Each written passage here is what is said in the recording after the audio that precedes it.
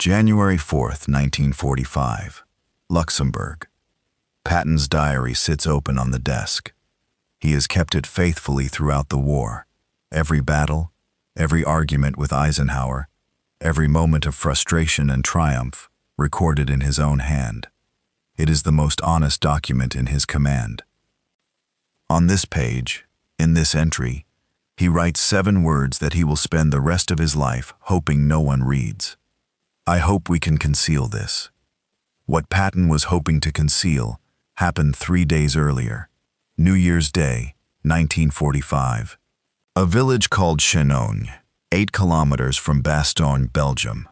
The Battle of the Bulge was still raging.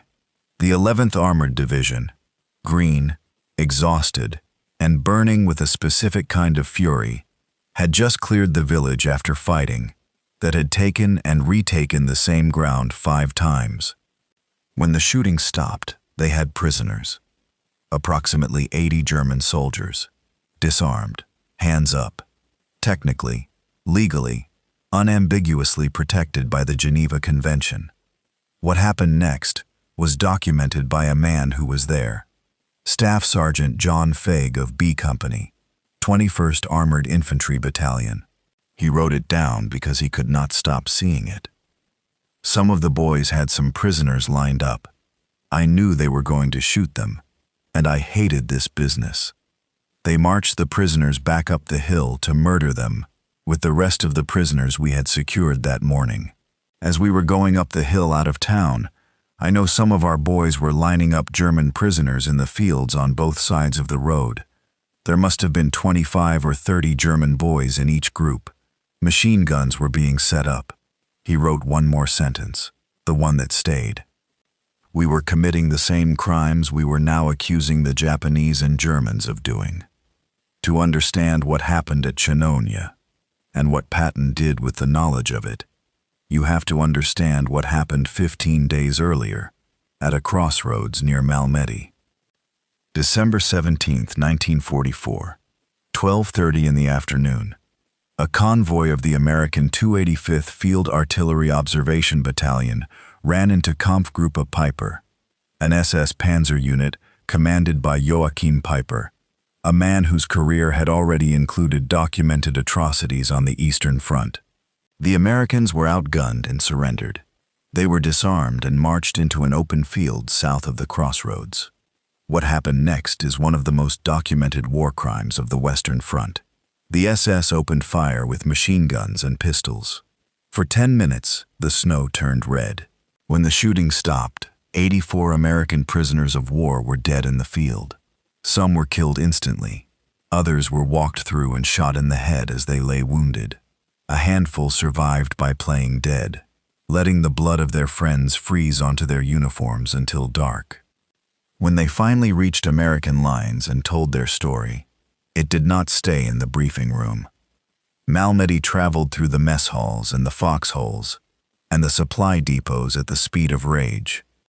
By Christmas 1944, unofficial orders were circulating through units of the Third Army.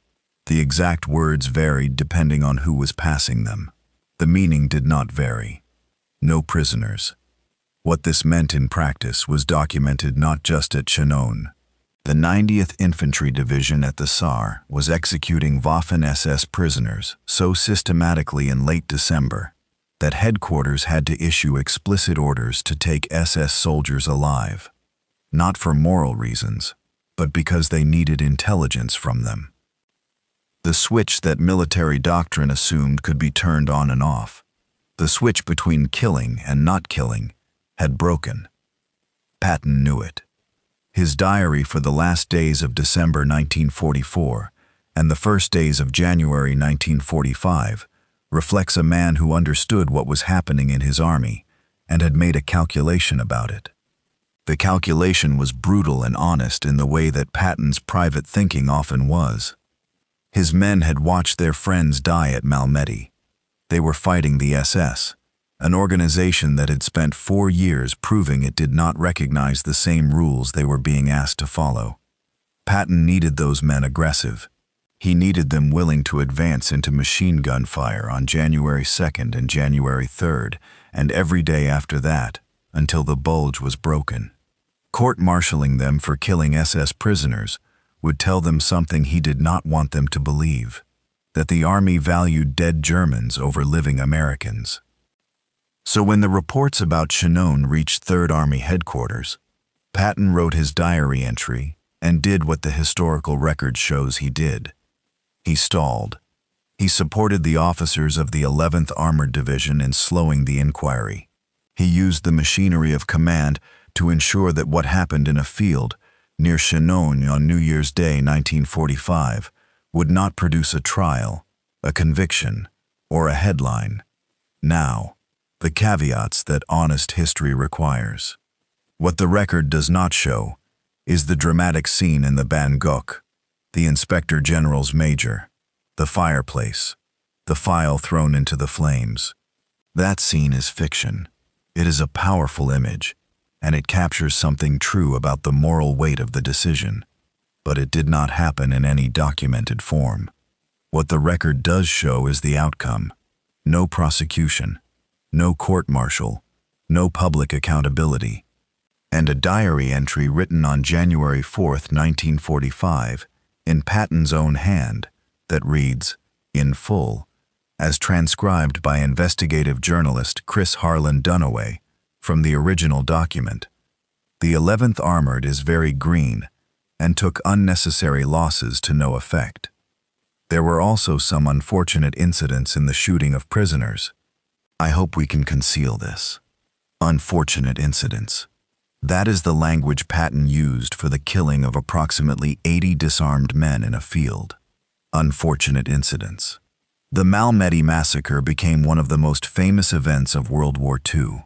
The SS commander Joachim Peiper was tried at the Dachau War Crimes Tribunal. 43 defendants were sentenced to death.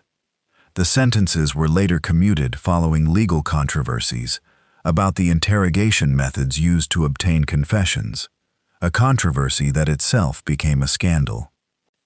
Peiper served 11 years in prison and was released in 1956. He was assassinated in France in 1976 by unknown assailants, his house set on fire in the night. The Chenogne massacre produced no trial, no defendants, no sentences. The 11th Armored Division went down in history as the heroes of the Bulge counteroffensive. Their war crimes record stayed buried in the snow outside Chenogne for decades, emerging only when classified archives were opened and old men, dying, began to speak. John Fague's account surfaced in historical research in the 1990s. Patton's diary entry, in its uncensored form, was recovered by investigative journalist Chris Harlan Dunaway and broadcast in a 2018 KQED radio documentary called Take No Prisoners, Inside a Wee American War Crime. 73 years after the fact. Here is the question that the historical record leaves open, and it is worth sitting with rather than answering too quickly. Was Patton wrong? Not legally. Legally, what happened at Chenogne was murder, and Patton's concealment of it was obstruction of justice. That is not in dispute. The harder question is the human one. Patton was sending those same men, the men who had machine-gunned prisoners in a field on New Year's Day, back into combat the following morning. And the morning after that, he believed, with the kind of conviction that is either wisdom or rationalization depending on how the story ends, that what his men needed was to feel protected, not prosecuted. He prioritized the living over the dead, over the German dead in that field, over the abstract principle of equal justice under the laws of war. Whether that was the decision of a great commander or a moral failure dressed in military logic, the record does not settle. What the record settles is simpler and more uncomfortable. The Malmedy massacre was prosecuted because the Americans lost those men. The Chenogne massacre was not prosecuted because the Germans lost those men. Victor's justice is not new. It did not begin at Chenogne, and it did not end there. But Chenogne is one of the places where it is documented most cleanly, in the handwriting of the man who made the call, in a diary entry that survived because history has a way of keeping what people hope it will forget. I hope we can conceal this. He wrote it on January 4th, 1945. He died on December 21st of the same year. The diary survived him by decades. The field outside Chenogne, where the prisoners died, has been farmland for 80 years. There is no marker. There is no memorial. The village itself was almost entirely destroyed in the fighting. Of 32 houses, only one remained intact. 23 civilians died. The 13 survivors rebuilt. The field is just a field now. But the diary entry is in the archive. Anyone who wants to read it can. It is 7 words, in Patton's own hand. I hope we can conceal this. He couldn't.